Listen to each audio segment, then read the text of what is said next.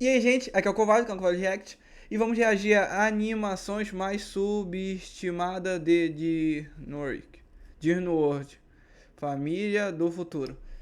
Eu já assisti esse filme tantas vezes, misericórdia, que eu não aguento mais, tá ligado? Faz tempo que eu não assisto, eu gosto muito do Chapéu Coco, quem já viu o filme sabe quem é o cara. E, curioso, do canal Tropia, deixa o like lá, deixa o like aqui.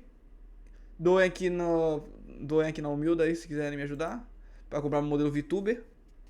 E talvez sábado tenha live, ou no próximo. Vamos ver, vou ver ele certinho. Como diz? Vou mandar ele na comunidade. Vou ver se consigo mandar. No dia 8 de julho, um usuário do Se Twitter não conseguir mandar, eu gravo um vídeo e posto, tipo, 1 hora antes da live. fez esse post aí. Imagina ver esse personagem misterioso de um fracasso da Disney desfilando pelos parques hoje em dia. Você teria alguma ideia de quem é esse cara? Família do Futuro teve críticas até que decentes, mas falhou nas bilheterias, enviando para a terra da obscuridade, para sempre. Na época, esse tweet aí saiu um pouco da bolha e trouxe uma discussão sobre se Família do Futuro havia fracassado por motivos Eu acho que por essa imagem é que eu não assisti o filme. externos ou simplesmente se o filme era só ruim. O O filme é bom. O filme é bom. Twitter naquela semana ficou bem dividido. Algumas pessoas realmente pareciam não gostar nem um pouco de Família do Futuro, enquanto outras estavam ali defendendo com unhas e dentes, Mas era muito bom, gente, era muito bom. mostrando que, independente da resposta, existia um grupo bem sólido de pessoas que amavam aquela animação. E assim, eu não O filme é bom, o filme é bom. sei vocês, mas Família do Futuro fez muito parte da minha infância, e mesmo É, da minha também. Eu tenho 19 anos. reassistindo hoje em dia, eu consigo ver que esse filme, do seu próprio jeito, conseguiu ser diferente de todas as histórias que a Disney andava criando. O filme tem bons personagens, uma história que te cativa e, principalmente, Muito bom, mano. O filme é muito bom, mano. O filme é muito bom. uma boa E a animação também é muito boa. mensagem. Não é à toa que os vilões da Disney passaram disso, personagens unilateralmente vilanescos e bem Vilões maus. caricatos, pra isso. Esse é o grande vilão de Família do Futuro, e por mais que não pareça, eu prefiro muito mais ele do que qualquer um desses outros aqui. Aqueles que são maus por serem maus. Esse aqui é mau, mas ele tem um passado, sabe? É uma coisinha assim. Algumas pessoas preferem pessoas só mais, tipo, eu gosto de fazer vilões maus, completamente maus. E esse aqui, a pessoa gosta mais de vilões desconstruídos. Não tem problema com nenhum dos dois, eu gosto dos dois. Não tô nem brincando. Existe um charme nessa animação, um universo que realmente te cativa e te interessa pra assistir e conhecer mais. E eu vou tentar te passar um pouco desse sentimento que eu tenho com essa obra durante esse vídeo. Então, Vamos nessa, vamos nessa. senta aí e vamos lá. Já tô sentado. Ó, vou até mexer a cadeira aqui, ó. Pronto, tô sentado melhor. A animação mais subestimada da DreamWorks. Mano, alguma vez eu consigo ler perfeitamente, outra vez eu não consigo ler nada. Mas por que A Família do Futuro é um bom filme? Essa É bom. aí é uma boa É pergunta. porque é bom. E fica mais fácil ainda de achar uma boa resposta se o seu navegador for tão bom quanto o patrocinador desse vídeo. Não, cara, eu não posso falar que eu uso a Google ainda. Eu uso a Google.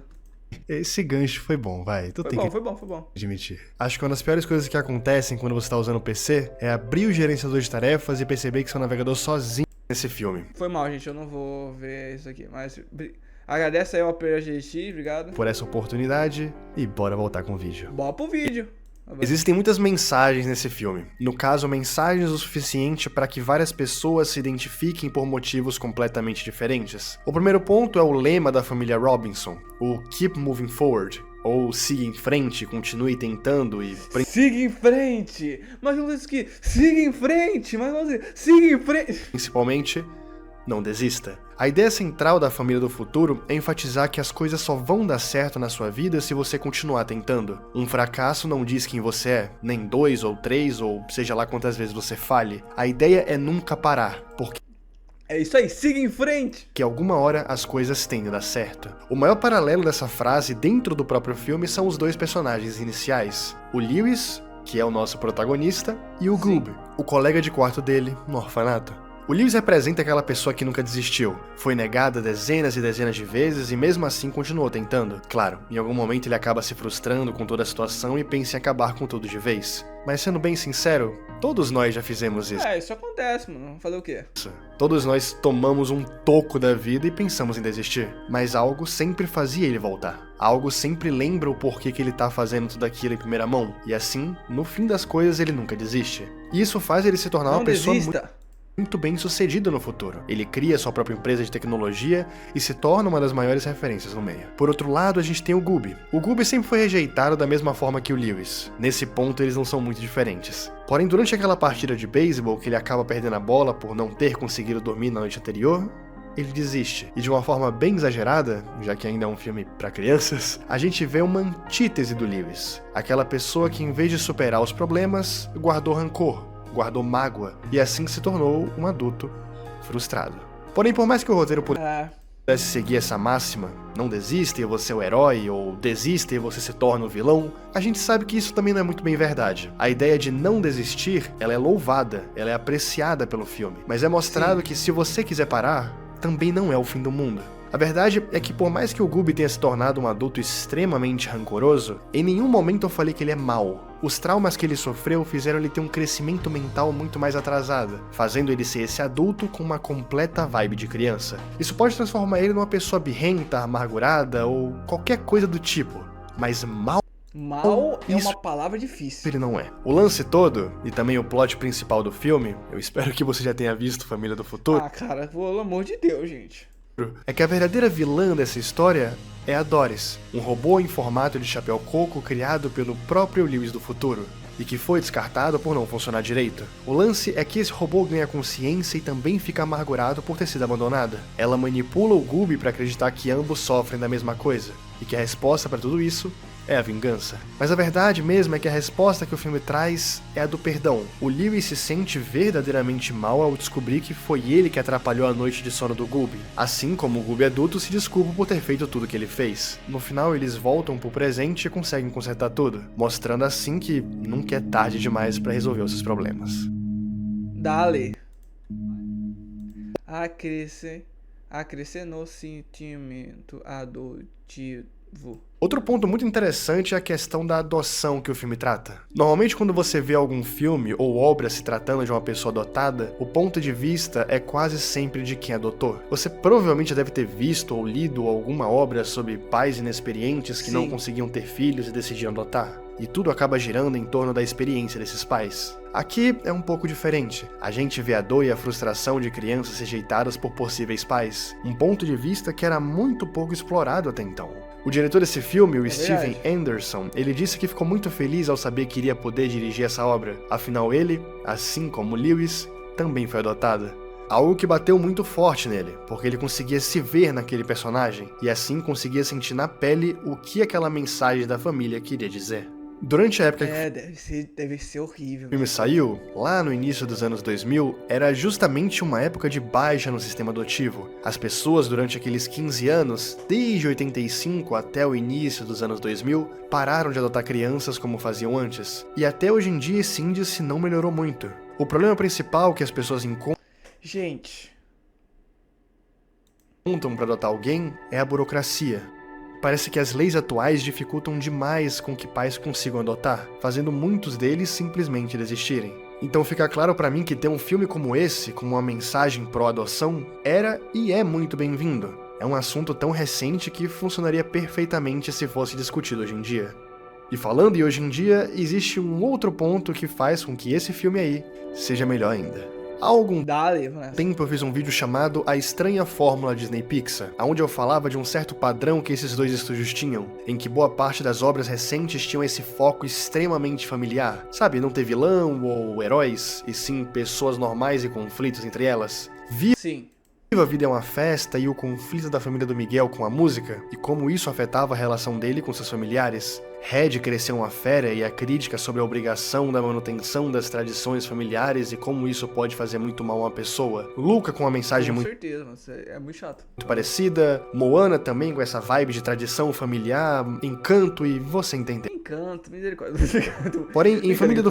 Encanto legal, final é meio mar. No futuro, ironicamente, o problema não era uma questão a ser resolvida entre membros de uma família, e sim o problema de não pertencer a nenhuma. O que leva os dois personagens principais a ficarem tão mal é essa ideia de não se sentir pertencente a nada. O Lewis carrega uma mágoa da mãe dele, o que cria essa vontade gigantesca de reencontrar ela e talvez conseguir um espaço na família novamente. E o Goob se frustra por ninguém o aceitar, o que faz ele perder completamente sua autoestima e, como eu falei, só desistir. Claro que o filme precisava ter algum vilão real, porque a gente estava em 2005 e essa ainda era a moda da época. Sim, modos de vilões. Mas ver um filme da Disney tratando sobre a falta que um círculo familiar faz, rapaz, é novidade até hoje. Existiam duas crianças machucadas. E a forma que o Wilbur, direta ou indiretamente, mostra tanto pro Lewis quanto pro Goob que ter uma família pode ser a melhor coisa possível, mesmo nenhuma família sendo perfeita, é realmente muito bonito. E é uma mensagem que eu levo pra mim até muito fofo isso aí, é muito hoje. fofo, mano. Afinal, keeping moving forward.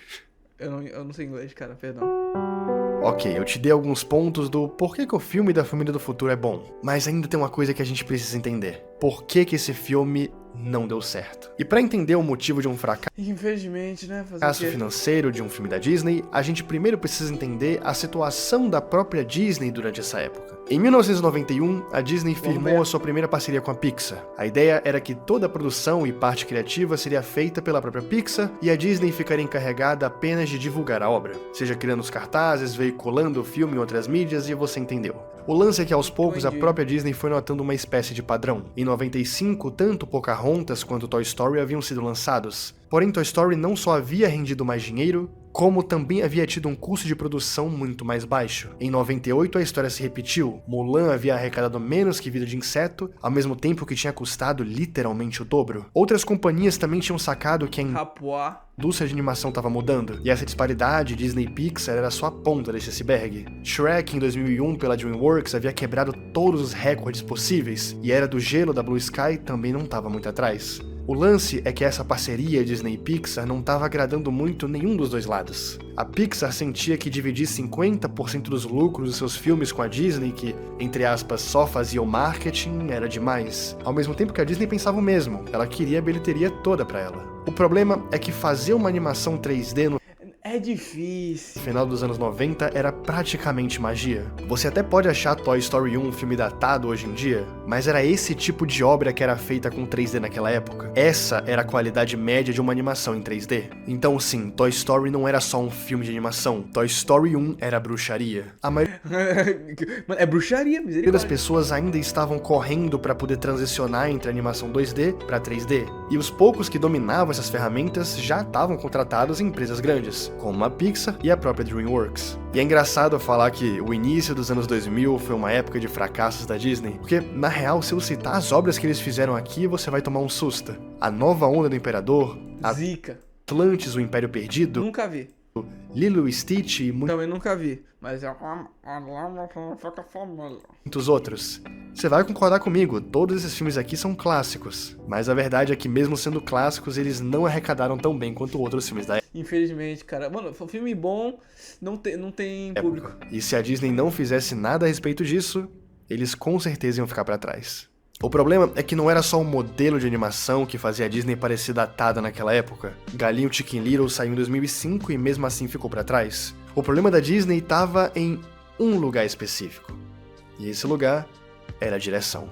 O animador Mark Anthony Austin, Curioso. que na época trabalhou em alguns filmes da Disney, como o Chicken Little e a própria Família do Futuro, deu uma entrevista ao site Slash Film em 2022, junto de outras pessoas que também trabalharam nesses projetos, e ele trouxe um ponto bem interessante. Abre aspas. Na época estávamos produzindo filmes que não performavam nem metade do que os filmes da Pixar faziam, e eu acho que o maior problema era que a Disney ainda estava inflexível sobre eles fazerem filmes do mesmo jeito que eles sempre os fizeram, que era o jeito clássico de fazer filmes. Porém, fazer um filme digital é uma abordagem diferente da de um filme clássico. Você tem que abordar de forma diferente. A Pixar estava no caminho rápido, olhando para a cinematografia e fazendo filmes digitais mais como filmes de ação ao vivo, enquanto a Disney ainda estava com as câmeras bloqueadas.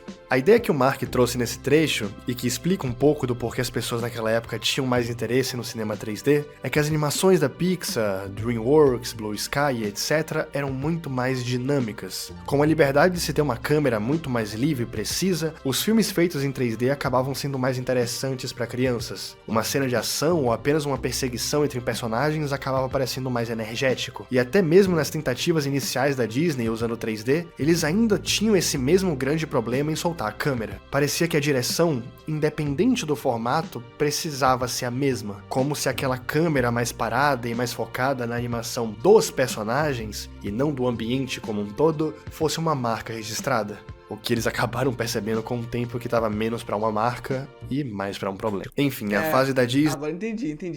Eu tava muito tipo, ué, como assim? Não tô entendendo, eu sou meio Nem não tava nada boa. E no mesmo ano que Família do Futuro saiu, tiveram outros concorrentes que muito provavelmente não, o Bibo venceu. ofuscaram esse filme pra grande maioria do público. Mas não dá pra colocar toda a culpa do fracasso desse filme só numa fase da Disney também. Uma coisa era fato, o material de marketing desse filme não conseguia explicar sobre o que raios ele se tratava. Primeiro, pra quem não leu o livro Com original, certeza, mano. Eu vi em Marvel já, eu não... A Day with Wilbur Robinson não entendia o título Meet the Robinsons. Tipo, quem raios eram os Robinsons? Não era intuitivo como Carros, ou sei lá, Monstros S.A., que o título já explicava tudo. É um filme sobre carros e é um filme sobre monstros. Outra coisa era a própria capa do filme. Eu vi um usuário do Reddit apontando esse mesmo problema e eu achei interessante. A capa original de Família do Futuro é uma confusão gigantesca. Fiz que eu fosse ver, o que eu fosse pensando ali, tem um filme aqui no cinema pra assistir. Vou checar aqui, tem esse aqui. Cara, eu não entendi nada, não quero assistir não. Tem uma nave espacial com um bigodudo dentro, do lado tem uma banda composta por sapos de óculos e mais ao lado ainda tem um modelo de um Tiranossauro Rex com um chapéu coco na cabeça. Na outra capa oficial é ainda mais confuso. Além do dinossauro e dos sapos tem um cachorro de óculos, um cara com uma cabeça de mola e uma mulher com uma espécie de tiara gigante em formato de prédio. Sacou como simplesmente não faz sentido? Não é como, sei lá, Ratatouille, que tanto o título como a capa conversavam muito bem. Ratatouille é um prato típico do interior da França, assim como também tem a palavra rat no início, que é rato, ou seja, um rato francês e cozinheiro. E no fundo, eu amo essa confusão de Família do Futuro, mas independente de eu amar ou não, é um fato que isso mais atrapalhou do que ajudou pra caramba, na distribuição para as pessoas. Porque, sendo bem sincero, tirando todos esses empecilhos, o filme é realmente muito bom. As mensagens eram muito boas, tanto a criança podia se identificar com a parte de se sentir excluído em qualquer contexto, quanto o adulto podia se ver como um membro da família Robinson, seja em pontos positivos ou até mesmo não.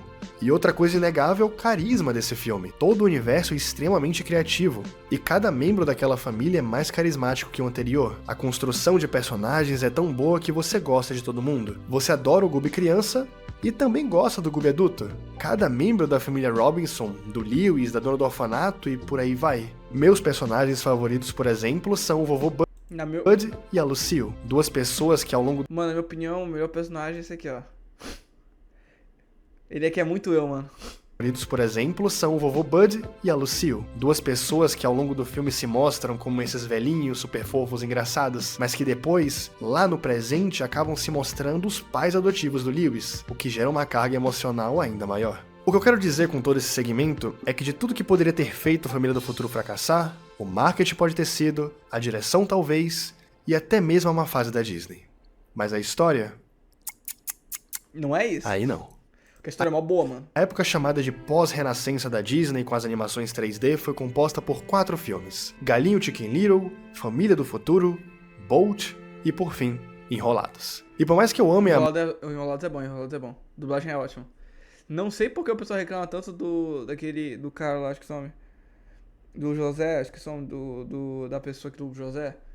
Eu acho que é o quadrão do Hulk. Acho que o nome não é, obviamente não é esse. Acho que é ele, certinho. A maioria desses filmes, eu consigo admitir que a Disney só começou a pegar o jeito da coisa com a animação não tradicional só depois de Enrolados. E não, eu não tô contando esse surto de 2011... Não falando sobre esse filme. Porque isso aí ainda é feio pra caramba. Eu tô falando, claro, de Detona Ralph. Um filme animado pela Disney... Detona Ralph é bom. produzido pela Disney, e vamos ser sinceros que conseguiu quebrar esse estigma de que a empresa não sabia fazer filme 3D. Hoje em dia, por mais que nem a Disney nem a Pixar estejam num momento muito agradável, e muitos dos seus últimos filmes tenham tido resultados bem medianos de bilheteria, tirando, sei lá, Divertidamente 2, que aí sim foi um sucesso, não dá pra dizer que filmes como Moana ou até mesmo Encanto não são incríveis. E de uma forma meio indireta, se é assim que eu posso colocar, tudo isso começou aqui, em um filme também sobre uma família exótica e com uma mensagem também muito bonita. E claro, personagens extremamente únicos. Muito bom o filme, mano. Bem, diz aí nos comentários o que você acha desse filme. Você gosta? Gosto pra caramba desse filme, gente. Gosto pra caramba. Então, gente, pera aí. Não gosta? Nunca viu? Eu acho que esse esse papo seria interessante de conversar. Principalmente porque o canal de uns tempos pra cá tem adotado essa vibe bem nostálgica, trazendo obras mais antigas, e eu gostaria de continuar nessa linha por um tempinho. Mas é isso, no mais, obrigado por terem me acompanhado em mais um vídeo, e a gente se vê no próximo. Deixa o like, se inscreve, compartilha, você já sabe de tudo, porque a gente tá quase chegando nos 900 mil inscritos. Vamos lá, mano, vamos lá ajudar o cara. E quanto mais rápido chegar, mais legal é também. Valeu, também, gente. mano. A gente se vê. Tchau, Algum dia eu também vou ter isso aqui, mano. Tchau. Tchau. Esse vídeo aqui é muito bom. Então, gente, até amanhã.